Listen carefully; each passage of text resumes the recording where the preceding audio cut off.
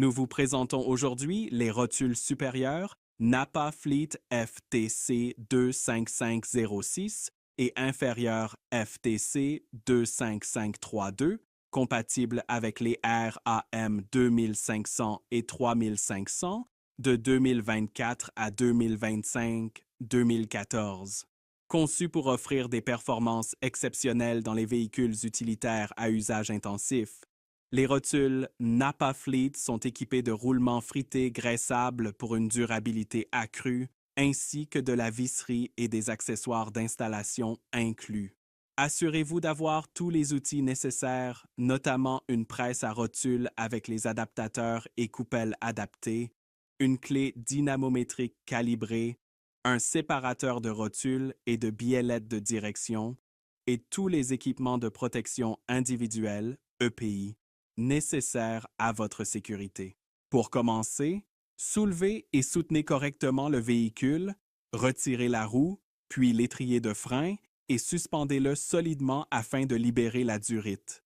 Retirez le support d'étrier et les plaquettes de frein, retirez le disque de frein, retirez l'extrémité de la biellette de direction ou de la barre de direction du bras de fusée d'essieu et suspendez-la. Le cas échéant, retirez l'écrou de moyeu de l'arbre d'essieu. Ensuite, retirez les 3 boulons qui maintiennent le pare-éclaboussure du disque de frein, puis retirez ce dernier. Desserrez les 4 boulons de l'ensemble moyeu roulement, puis retirez l'ensemble. Retirez ensuite l'arbre d'essieu du carter d'essieu. Desserrez l'écrou de la rotule supérieure. Retirez l'écrou de la rotule inférieure. Utilisez une presse pour libérer la rotule inférieure. Retirez l'écrou de la rotule supérieure, puis retirez la fusée d'essieu.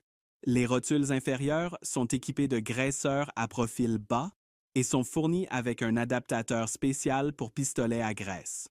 Préparez l'installation de la rotule inférieure en marquant l'emplacement du graisseur sur le carter d'essieu, comme illustré ici. Sélectionnez ensuite les coupelles et adaptateurs appropriés pour la rotule supérieure.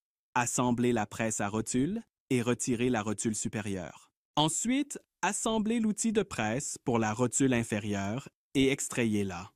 Utilisez de la toile émerie et des disques de nettoyage pour éliminer la rouille et la corrosion des alaisages et des surfaces du carter d'essieu. La rotule inférieure est fournie avec un adaptateur d'installation spécial conçu pour fonctionner avec une large gamme d'outils de presse pour rotule. Placez l'adaptateur sur la rotule. Positionnez la rotule de manière à ce que le graisseur soit aligné avec le repère sur la fusée d'essieu. Installez la presse à rotule et tournez la vis de pression pour installer la rotule dans la fusée. Commencez par enfoncer lentement la rotule afin de vous assurer qu'elle n'est ni tordue ni mal alignée lors de son enfoncement dans la fusée. Continuez à l'enfoncer jusqu'à ce qu'elle soit bien en place. Installez ensuite la rotule supérieure. Notez qu'elle présente un mouvement de glissement et de basculement entre le goujon et le boîtier afin de compenser les variations de l'essieu. Préparez l'outil de presse avec les adaptateurs appropriés et installez la rotule supérieure. Installez ensuite le graisseur sur la rotule supérieure avant d'installer la fusée de direction. Inspectez-la attentivement pour détecter tout signe de dommage ou d'usure. Nettoyez et inspectez les alaisages coniques de la rotule pour déceler toute ovalisation. Nettoyez la biellette de direction, la rotule, le moyeu de roue et les oreilles de fixation de l'étrier de frein. Puis, appliquez une fine couche de graisse sur les oreilles de fixation de la rotule, afin de permettre au soufflet de rotule neuf de glisser sur la surface. Installez ensuite la fusée d'essieu sur le carter d'essieu. Installez l'écrou crénelé supérieur de la rotule pour la maintenir en place. Installez et serrez l'écrou inférieur de la rotule au couple initial de 35 pieds-livres.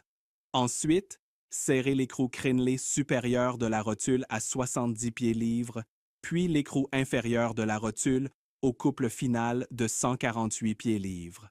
Si nécessaire, serrez davantage l'écrou crénelé supérieur de la rotule, jusqu'à ce que l'ouverture suivante soit alignée avec le trou de la goupille fendue, puis installez la goupille fendue à enclenchement facile.